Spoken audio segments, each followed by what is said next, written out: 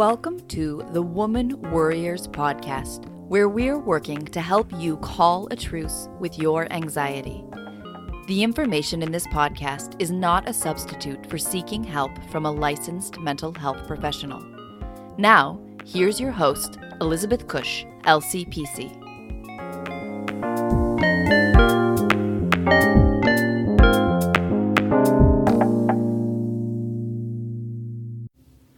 Hi, and welcome back to the Woman Worriers podcast. I'm your host, Elizabeth Cush.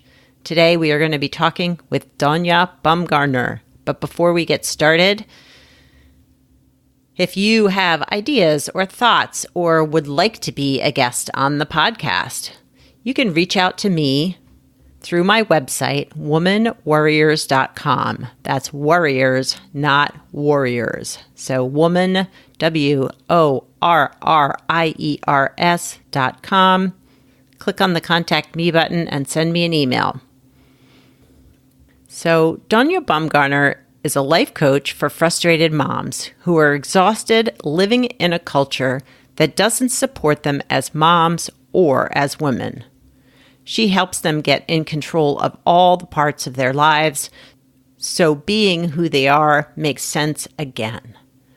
Doña is also host of the Nurturing Habit podcast about the ways we nurture ourselves as whole women so we can live more complete and vibrant lives. Let's get started on this wonderful conversation. Hi, Doña. Thank you so much for being on the Woman Worriers podcast. Thank you for having me. I'm excited to be here. Me too. I'm excited to have this conversation. I know we chatted a little bit by phone to kind of figure out which direction we were going to go in, but I'm really excited to actually have a real conversation and go forward I know, with we this. kept having to stop ourselves like, we should wait till we're recording. Exactly. Which means it's going to be great. Yeah. Oh, totally. So if you wouldn't mind telling the audience a little bit about yourself and the work that you do. Sure. I am a life coach. I live in California. I live in the central coast of California. And I'm a life coach for women who feel frustrated in their lives. Like they have this feeling that there just isn't enough room for them in their lives. So whether that's that they don't feel like they get enough support, or they just have too much going on, or they're trying to balance life and work and family, or maybe some crisis that happened in their family. Like they just have this sense that it's just really frustrating. So I help them find the energy and the time for them again in their lives. And that it's such joyful work for me because I really want there to be more happy moms in the world. And I feel like there are so many moms out there that I talk to every day that are just feeling really frustrated in their lives. So I'm hoping to create a world of happy moms. Oh, that's a nice thought. And I probably could have used a little coaching back in my active mom days. My kids are older, but it was frustrating and hard sometimes. Absolutely. Especially in the thick of it when they're younger. Well, and even adolescents, it's all hard. Yeah, the whole period. I mean, even if you have adult kids, it's just a different thing. But when you're in the thick of parenting, and it's interesting because, coaching for moms is sort of like people don't even know it exists, but I think it's such an amazing thing to be able to support other moms. I'm a mom too. I have an 8-year-old. So I think it's just an amazing thing to support other moms. And I know how valuable it has been to them. Yeah. So I hope I'm starting a revolution and that more moms will think of getting support for their parenting. Yeah, because, well, for one, it's not something as a culture we feel like moms need coaches too. Like that's not like the typical, you're like, oh, you just kind of know how to do it. It speaks to the bigger cultural thing, which is that, women are supposed to know how to nurture. Like we're just supposed to be born knowing how to be parents. Yeah. Which nobody is. And we're also supposed to do it really, really well. I mean, we're supposed to be like Pinterest perfect, into Instagram perfect lives. And the reality is not that. And so we all feel like we're messing it up somehow, vaguely, like we're not following the rules that we're supposed to be following. And we could all use a lot more help. Oh, for sure. For sure.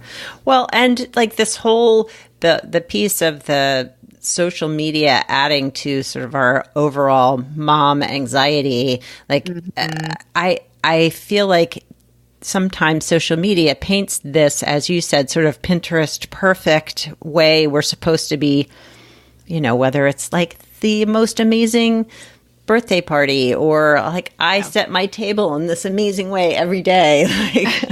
It's like, wait a minute, I'm just happy to get dinner on the table every day, right? Yeah. Yeah. So how do you see that sort of part of momhood and our culture today impacting women?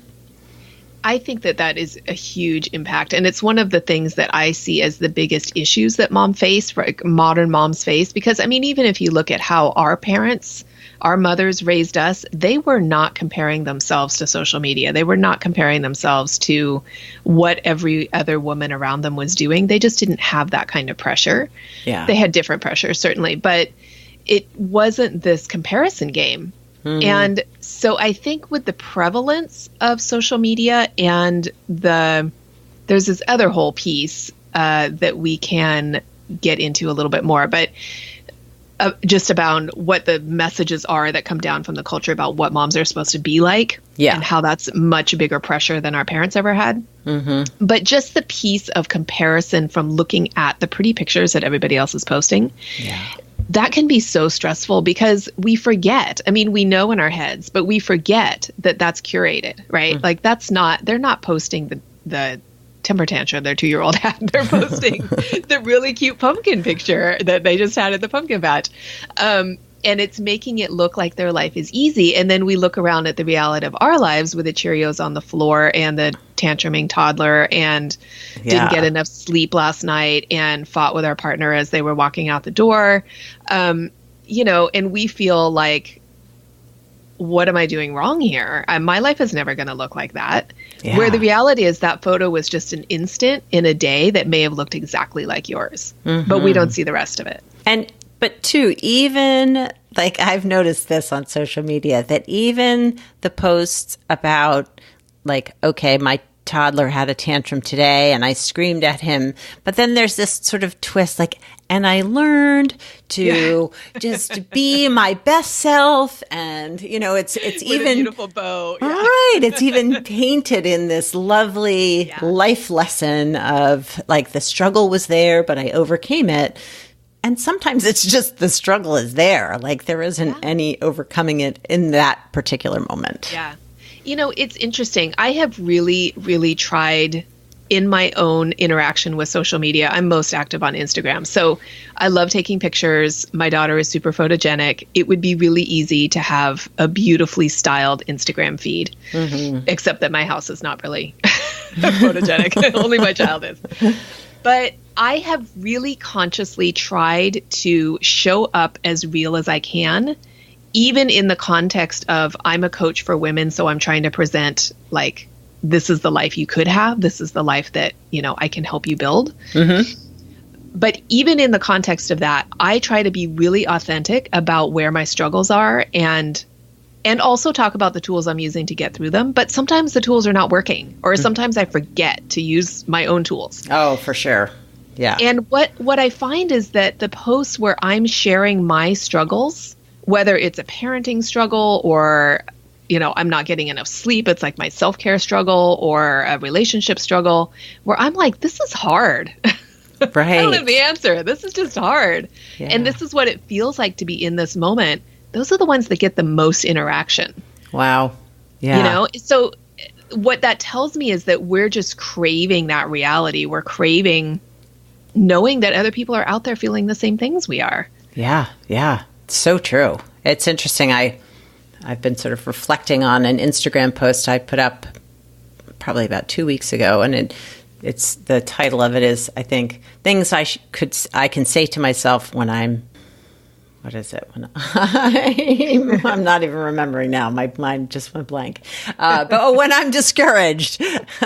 And it's very, they're self-affirming, kind of like, this is really hard right now, but I know I'm strong, things like that. Mm-hmm. It got so many interactions, It was actually through Facebook because I shared it on Instagram and Facebook, but like so many shares, so many, like it's my most popular post ever. And I'm like, this is just talking about things we could say to ourselves that are kind of encouraging. And like the reality is we all get discouraged sometimes. And it just, I don't know. It just sort of struck me as like, all right, well, maybe it is just this acknowledgement that we all do get discouraged. And this happens. Yeah, absolutely. Yeah. So I want to go back to your point. You said there's two things. So this whole sort of societal expectation of what a good mom should be and how that might contribute to women's anxiety and parent anxiety. Yeah. So what I discovered, so let me just give you a little bit of my own background just as context. So I came to parenting pretty late. I was 38 when I had my daughter. So, as people do in their lives, they think they're going to be the best parents. They have it all figured out until they become parents, right? That's a fact, for sure. Yep. So by the time I was 38, I had a lot of opinions about how you should parent. And then I left my career when I was pregnant. I had been working at Apple as a project manager, and that was a long career. I was there for a decade, and I really, really wanted to be a stay-at-home parent. So we figured out a way to make that work. I left when I was pregnant. I came home to be a full-time parent, and I was going to do it the full-on crunchy way. I was going to be an attachment parent. I was going to make bread. I was going to have chickens in the yard. Yeah. And then make your own baby food. Totally. Yeah. I was going to be all in. And how I describe that now is that I just became a 6-figure parent. Like I took all the energy that I was using in my career at Apple and put it toward parenting. It wasn't sustainable at Apple and it wasn't sustainable as a parent. But the other thing that I realized that totally surprised me was that I kind of didn't like being at home with a baby. I was really bored.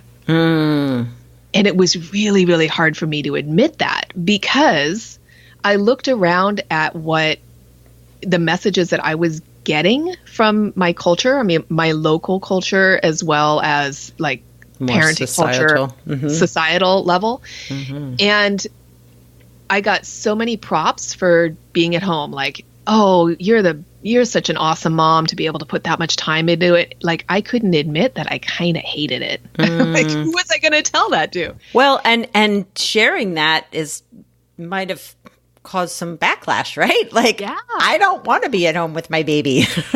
And I felt really guilty about it. And I felt like I had walked away from a career that I couldn't really go back to. Not that I really wanted to go back to my career either, but then also I didn't have the answer. So it wasn't like, oh, I made a mistake, I'm going to go back to work. I was like, I made a mistake and I have no idea what to do now. Help!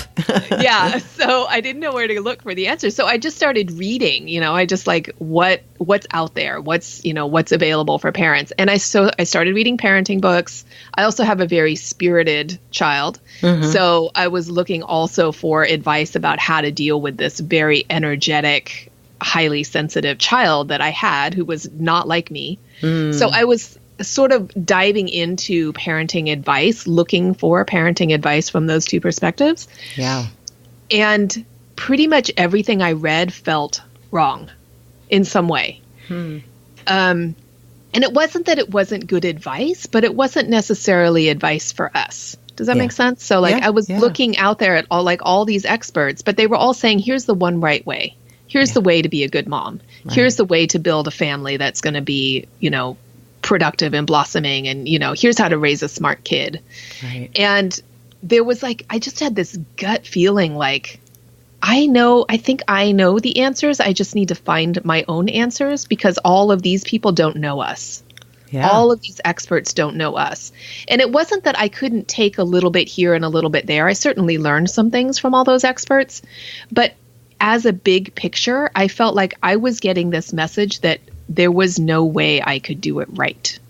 Everybody had a different right way to do it, and they all conflicted. And then if you take that perspective just from the parenting experts, all those books out there that we're all reading, how to get your child to sleep, how to get them to eat, when to wean them. Like there's a book on any topic you could possibly have. Absolutely. Even when your kids become teenagers, how not to raise a bully, how to help your kids with sexting.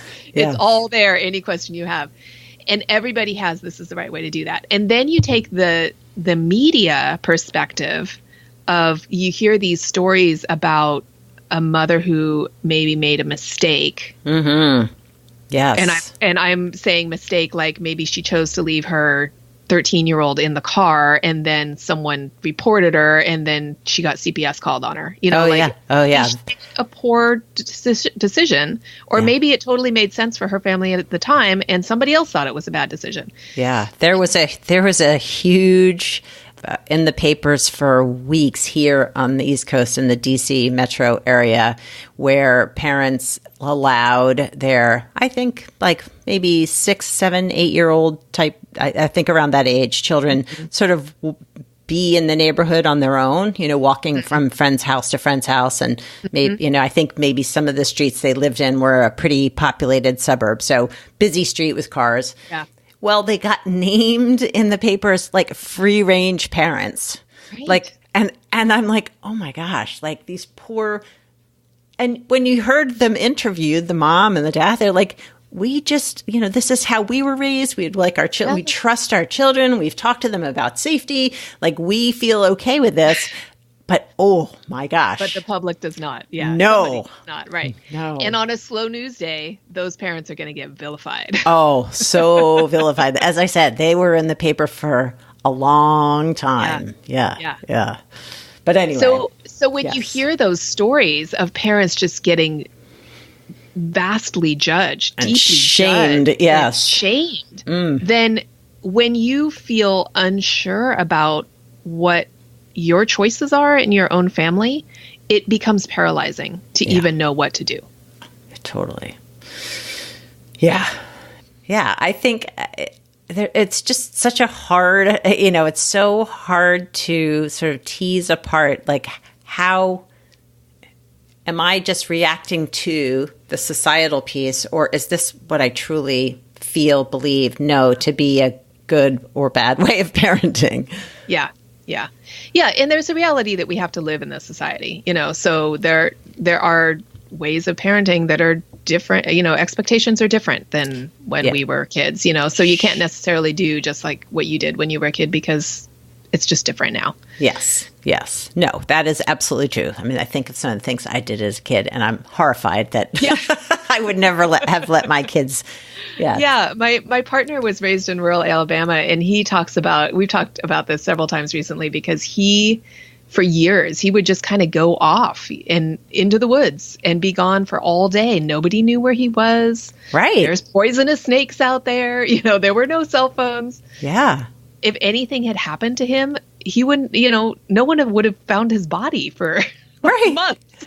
Right. And we think about, would we let our child do that? No, we absolutely would not. That's terrifying. But it was perfectly normal in the 70s in Alabama. Yeah. I was going to say, I can remember, I was probably 14 or 15. I lived in Philadelphia and I was allowed to take a train, a bus, and then another trolley to go visit a friend who lived in a different part of the city. I would just go by myself and, I'd leave from, and like, our moms were sort of friends, but I'm not sure anybody ever called to say, she made it safely, right? She's here. And then, I'd come home whenever. And based on the statistics, the statistics I've read, that the number of cases of child abduction and child harm have not actually changed. So it's not like it's less safe for children now, but our perception of the safety is really different. Well, and we know so much more about the abductions when they happen all over the country. Yeah. And we get so much more detail about them than we used to. And so it's just scarier for parents. So it's perfectly understandable that what we allow our kids to do now is very different than what our parents allowed us to do. Absolutely. And so, being the good mom, whatever that means, whether it's societal expectations or our own, how do you help moms sort of find their own voice and what being a good mom means for them? Yeah.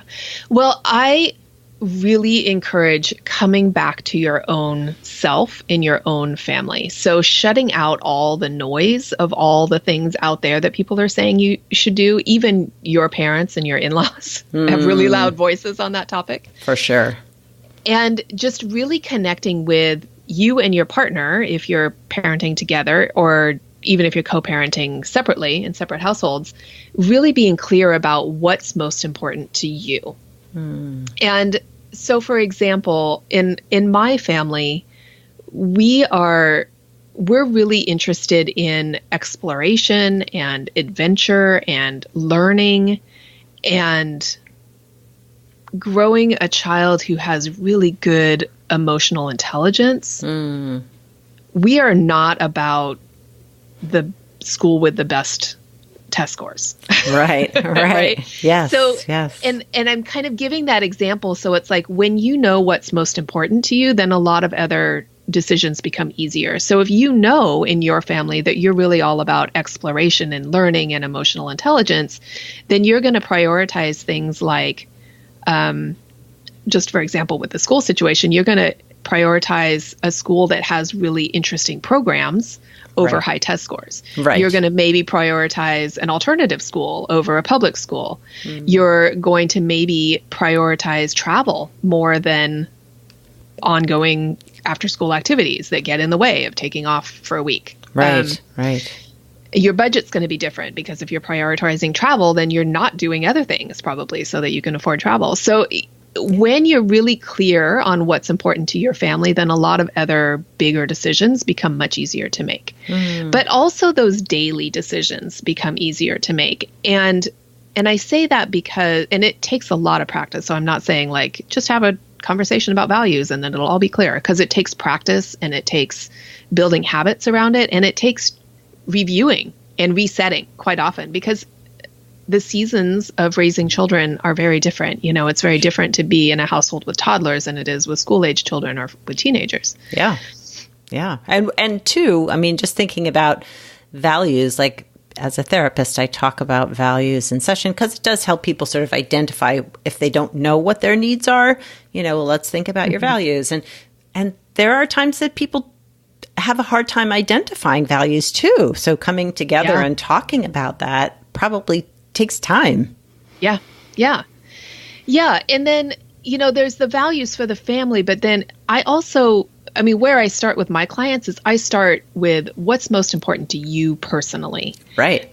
Because that knowledge informs the family values, but it also informs how much you're going to really even deal with, you know? So, you know, it may be that your personal family values are you want to have a career again, or you want to build a business. I mean, that's what I ended up doing is I realized I didn't want to go back to a corporate career and I didn't want to be home with my baby full time, but I did really want to be involved in her life, you know, and I'm a cancer survivor. So I also had this awareness that I missed some of her life because I was in treatment for a year. Wow. And I don't know. I mean, I'm healthy now, but you know, whenever you're a cancer survivor, it's always in the back of your brain. It might come back. Like, I don't know how long I'm going to be in her life and I don't want to miss it. Yeah. Right. Now, yeah. You know, and then regret that I missed her young years. And she's only 8. So, you know, she's not going to be this little for long. Right. So that means that I chose, you know, I looked at my options and I was like, well, what I want to do is build a business that I can run around her school time, because I want to be able to volunteer in her school and I want to be able to pick her up after school and take her to, she does roller derby. So I want to be able to take her to roller derby. That's awesome. Yeah, it's really fun.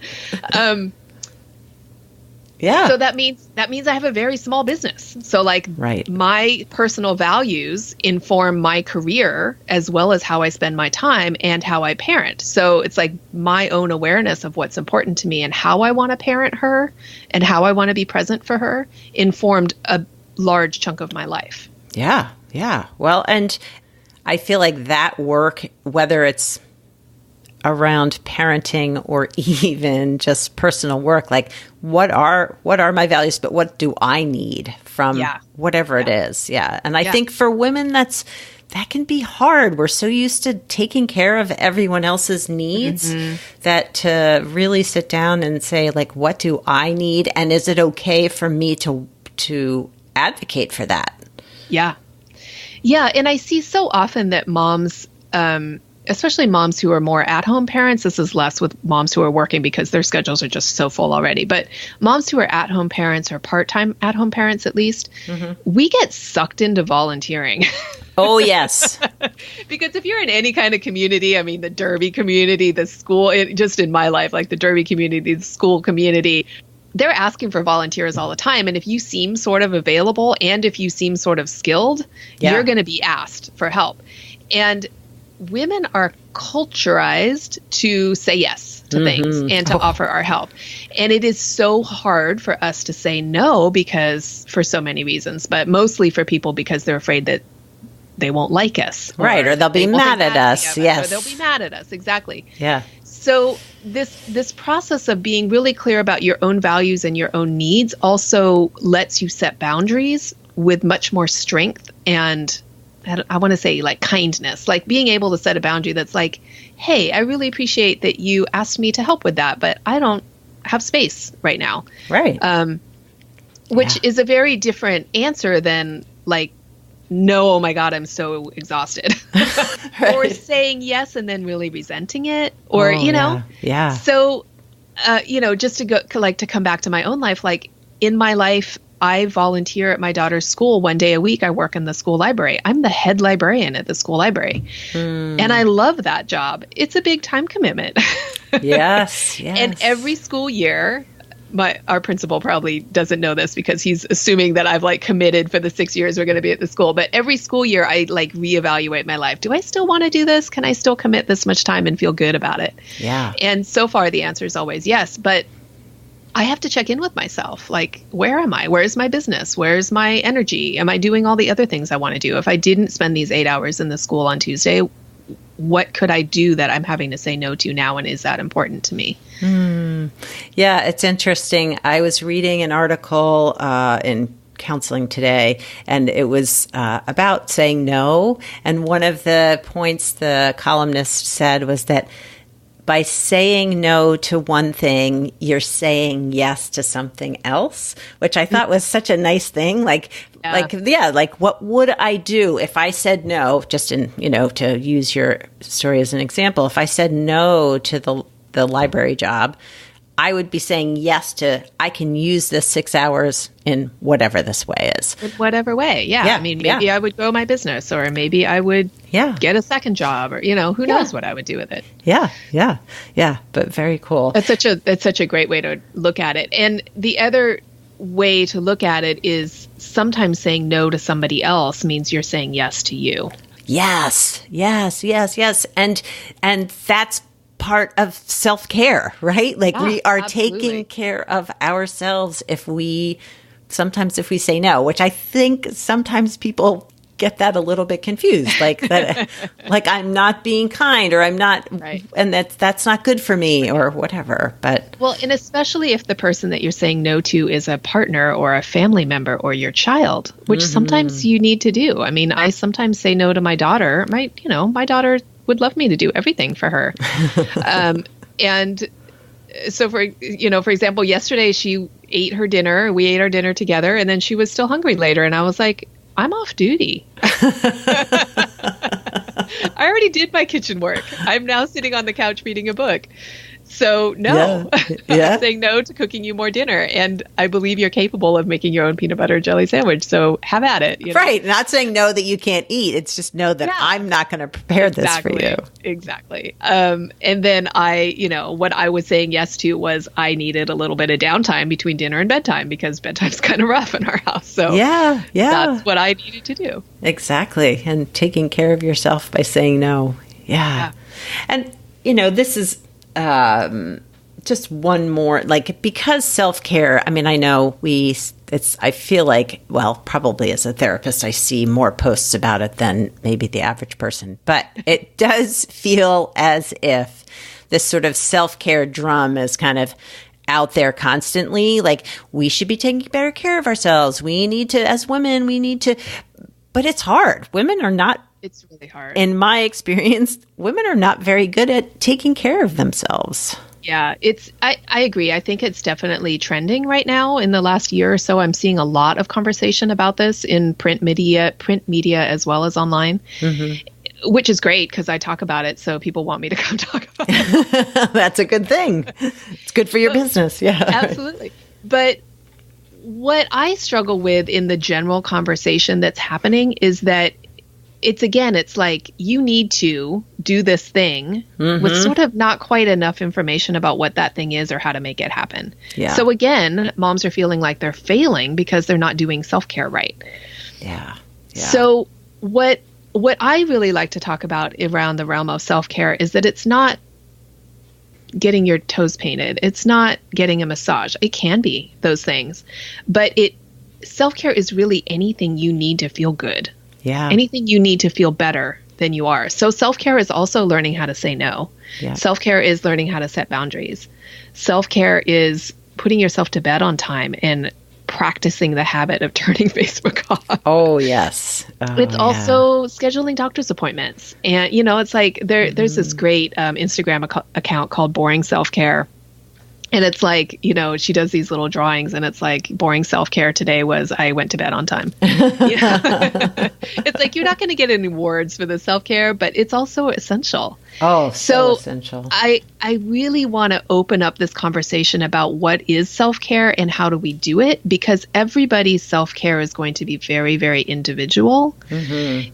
And I'm actually just about to launch a class where I'm going to be walking women through how to create their own personalized self-care plan, whether they just have a few minutes or if they have a whole bunch of time. Because sometimes women feel like my life is so busy, I can't possibly cram anything else in. Like trying to go to a yoga class, that's just not going to happen. Right. Well, your self-care is probably not a yoga class then. Your self-care might be 2 sun salutations first thing when you get up in the morning. Yeah. And so it's like that creatively looking at what do you need? What are you craving? And what do you need in your life? And then looking at the reality of your life and figuring out how to meet in the middle. Yeah, how to fit it in or make it happen. Yeah, with what you have available, or how to make just a little more time instead of feeling like you have to make hours and hours. Absolutely. Well, and one other point around self-care too is that I know from client work is that if self-care was not prioritized in your family, or if you were shamed or guilted around making self-care, asking for what you needed, it can be very uncomfortable to actually implement things that are important just for your health, for your well-being, like just stopping to have like a lunchtime, right? Like giving yourself time to eat midday and not just work through lunch hour, or stop and have a glass of water or go to the bathroom or whatever it is, Yeah. And if you weren't in a family that modeled that, you probably don't have any self-awareness of even needing a glass of water. Yes, exactly. You don't have the skill to like slow down enough to even check in with yourself. Right. About what do you need. Yes. And that's something that my clients do bump up against when we're first working together, and I say, well, what did you like to do when you were a kid? And they're like, I have no idea.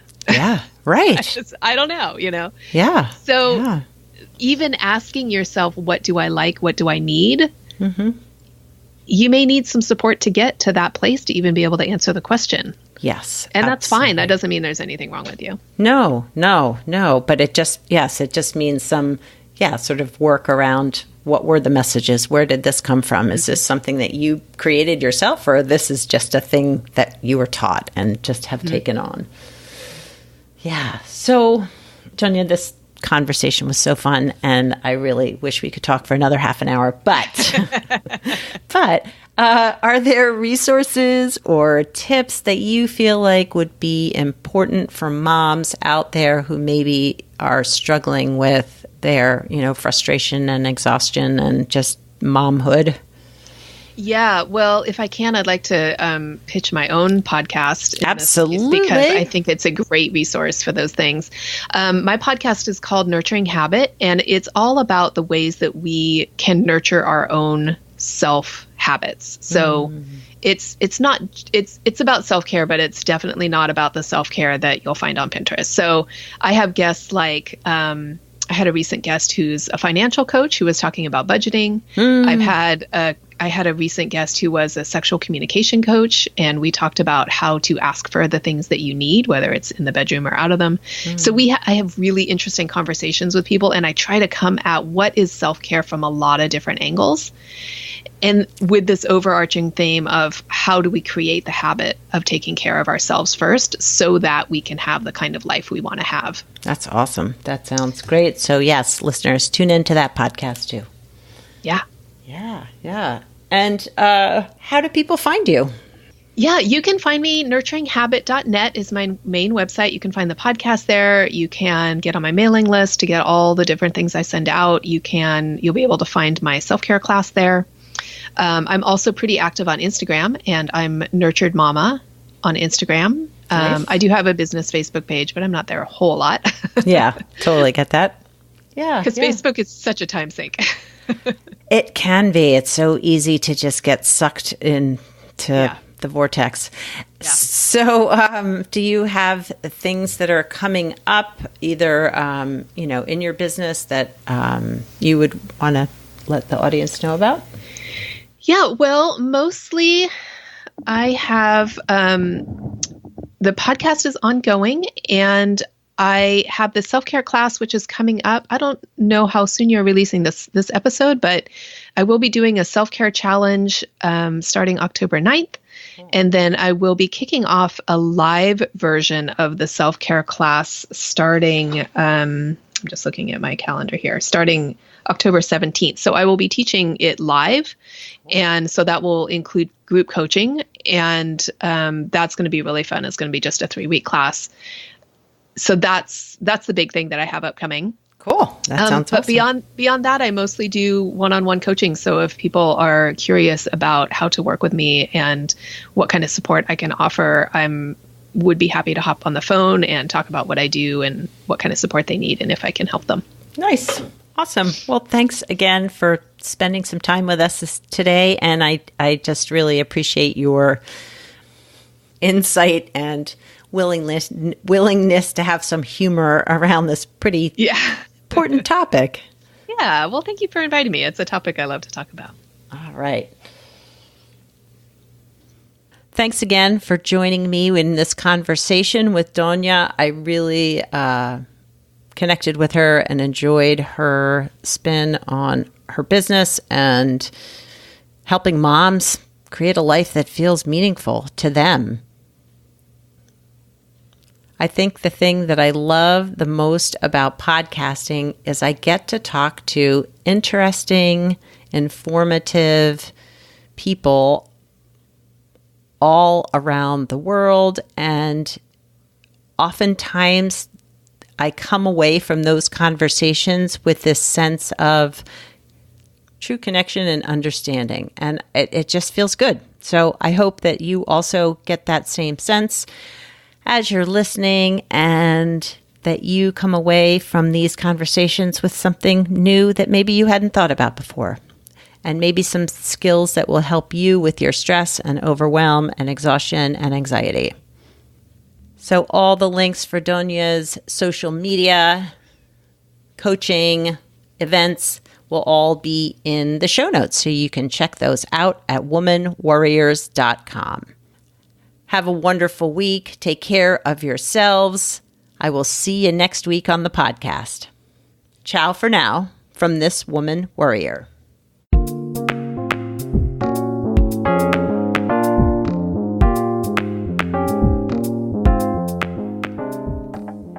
Thanks for listening and subscribing to the Woman Worriers podcast.